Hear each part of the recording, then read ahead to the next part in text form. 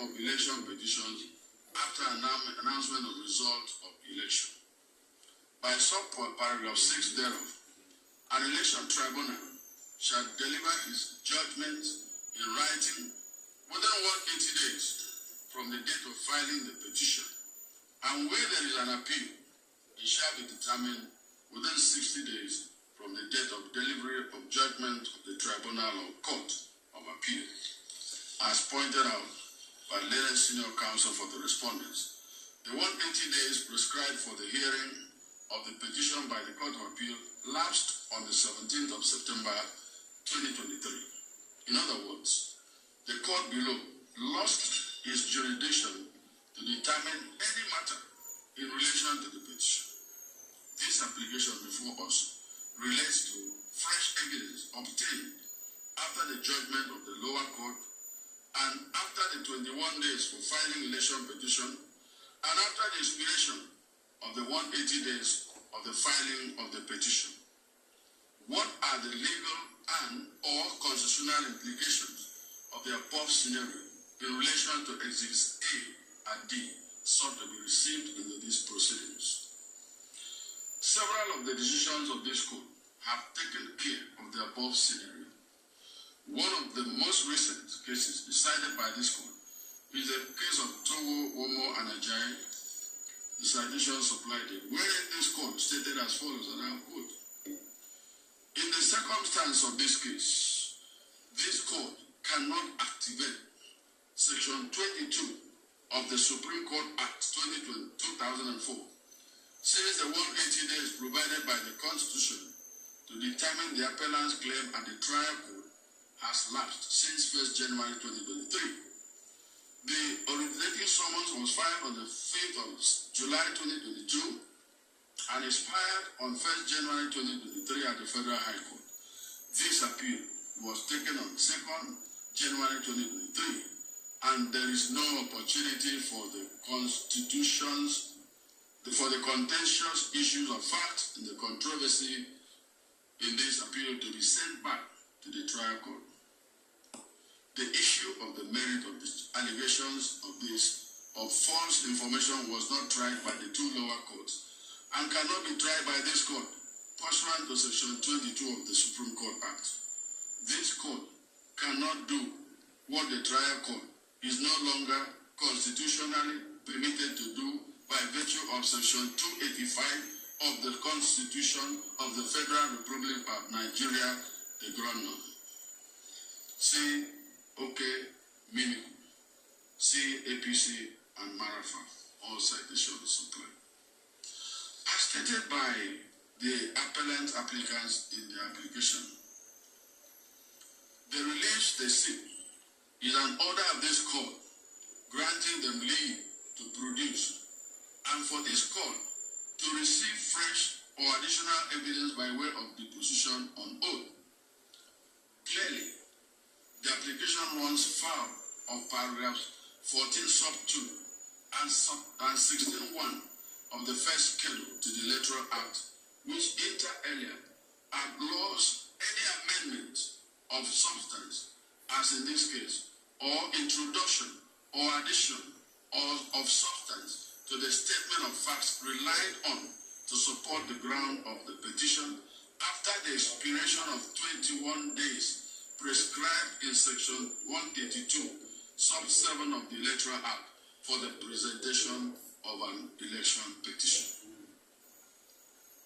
There is no doubt that the deposition is one of substance, and that is in fact why the appellants are seeking to introduce it into this appeal.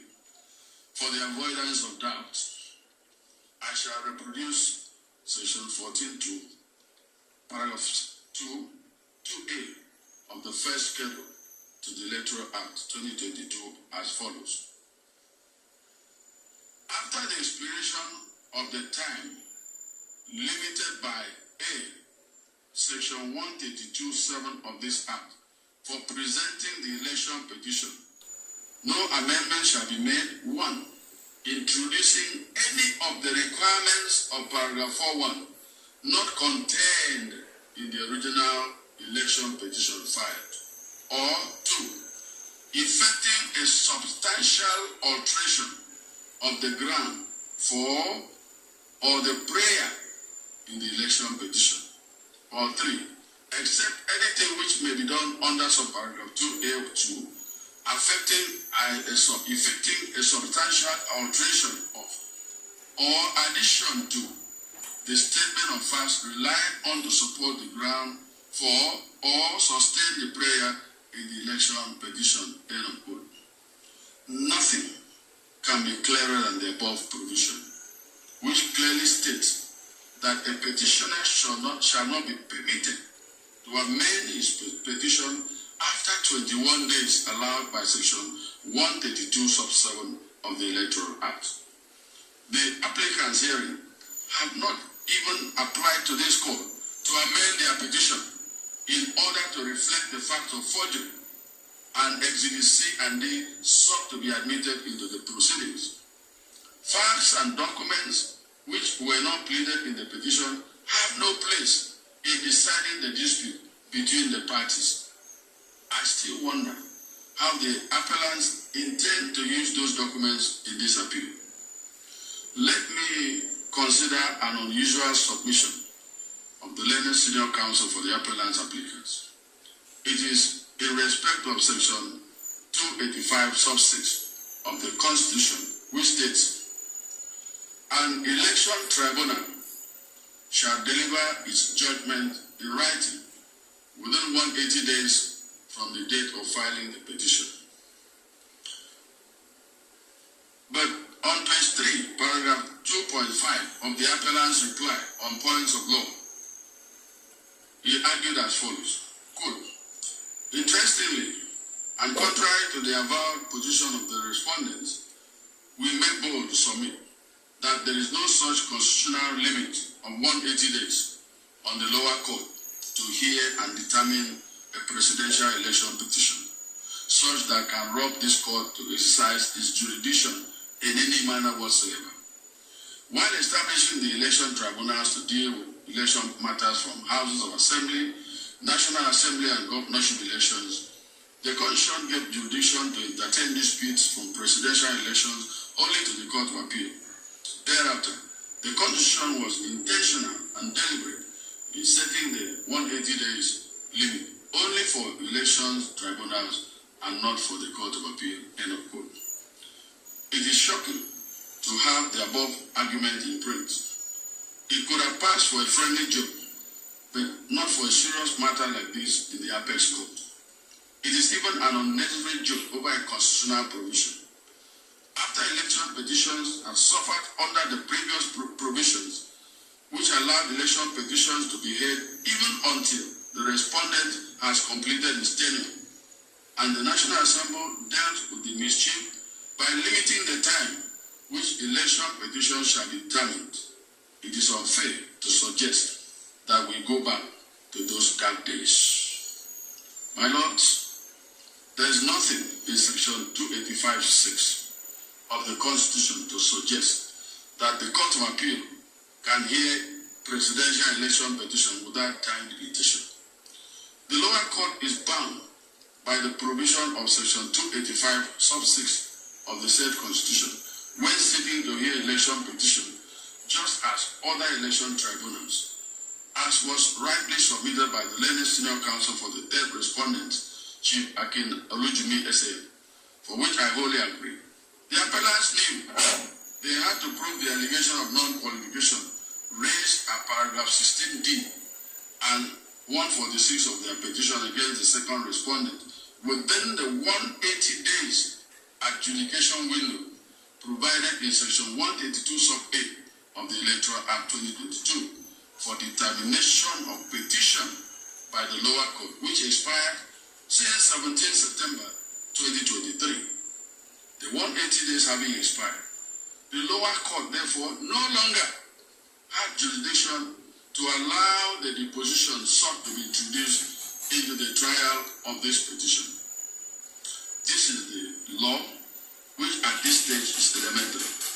Consequently, since the lower court no longer has jurisdiction to entertain any such application, it follows ipso jure that this Court, this Supreme Court, also has no jurisdiction to allow the deposition to be used in this appeal.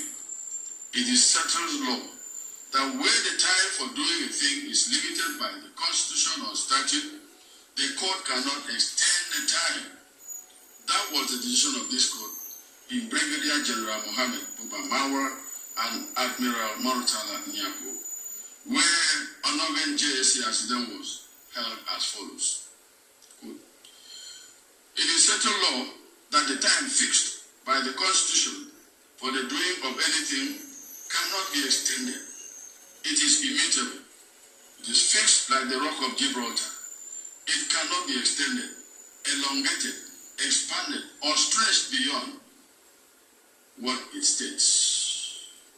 See also Abubakar and Nasam, all citations supplied. It has to be noted, as I stated earlier in this ruling, and for which there are several judicial decisions in this country, that the 180 days imposed on election tribunals and courts hearing election petitions is immutable and cannot be extended. The applicants have not even applied for extension of time to bring in the said depositions or extension of time to amend their petition. Let me say it clearly that 21 days provided for the filing of petitions having long expired, even if the appellants had applied for extension of time to amend their petition in order to bring in the depositions, it would not have been granted based on the provisions of the Constitution and the Electoral Act.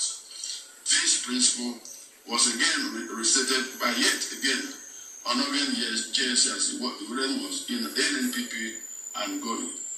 Citation supplied when he said, despite the decision of this court since October 2011 on the time fixed in the Constitution, some of the justices of the lower court still appear not to have gotten the message. From where will the election tribunal get the jurisdiction to entertain the retrial after expiration of the 180 days assigned by the Constitution? The answer is obviously in the negative. It should be constantly kept in mind that prior to the provisions of Section 285(6) of the 1999 Constitution as amended, there was no time limit for the hearing and determination of election petition by the election tribunals or the appeals arising therefrom. That situation resulted in undue delay in the hearing and determination of an election petition by the election tribunals or appeals arising therefrom. The amendment to the original Section 285 of the 1999 Constitution, by allotting time within which to hear and determine election petition and appeals arising therefrom, is designed to ensure expeditious hearing and conclusion of election matters. If the decision of the lower court is allowed to stand, as urged by the respondents, it will reintroduce the earlier mischief which the amendment sought to correct. End of quote. See also Uba and Suswan. Citation supplied. The above statement by this court is very explicit, clear, and simple. As it is, the provision of the Constitution has spoken. There cannot be an addendum or another reopening of the case at the lower court, its jurisdiction having lapsed. My noble lords, I've taken time to state the law on the issue to show the futility of this motion. It cannot be granted. The jurisdiction of this court is donated by the Constitution and the Electoral Act regarding election petition appeals. We do not have the virus to admit this deposition, and we cannot invoke Section 22 of the Supreme Court Act, since the lower court has since lost its jurisdiction. More so, there is no paragraph of the petition to accommodate a case of forgery. Again, the appellants have distilled 7 issues for the determination of this appeal, and none relates to certificate forgery. One wonders what the appellants intended to do with the deposition, since appeals are heard on the issues distilled for determination by the parties in this court.